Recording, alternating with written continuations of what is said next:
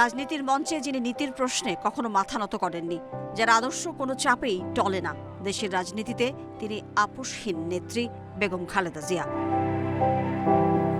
৮০-র দশকে এরশাদ বিরোধী আন্দোলনে দুইবার আটক হলেও আন্দোলনে পিছপা হননি খালেদা জিয়া।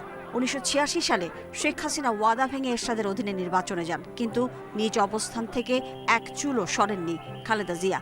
এরশাদ হটাও এক দফা আন্দোলনের নেতৃত্ব দেয়ায় জনগণ তাকে অভিহিত করেন আপোষহীন নেত্রী নামে। খালেদা জিয়ার রাজনৈতিক জীবনে বহু উত্থান পতন দেখেছেন দেশবাসী, কিন্তু যা কখনো দেখেননি তা হল নীতি ও আদর্শ থেকে বিচ্যুতি।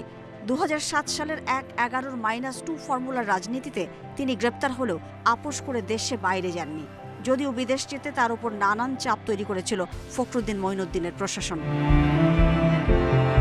২০১৪ থেকে ২০২৪ দেশে ভোটাধিকার ফিরিয়ে আনা ও গণতন্ত্র পুনরুদ্ধারের আন্দোলনে আবারও চাপের মুখে পড়েও তিনি দেশ ছাড়েননি।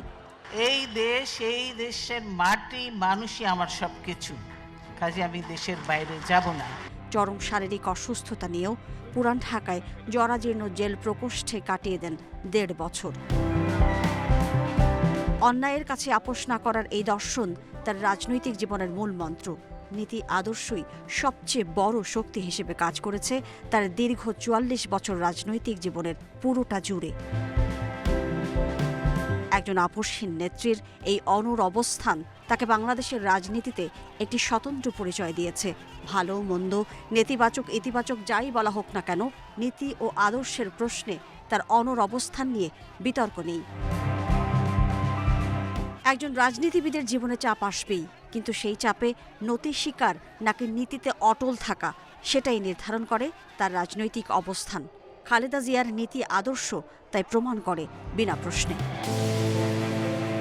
Mahmuda Moumita, independent news, Dhaka.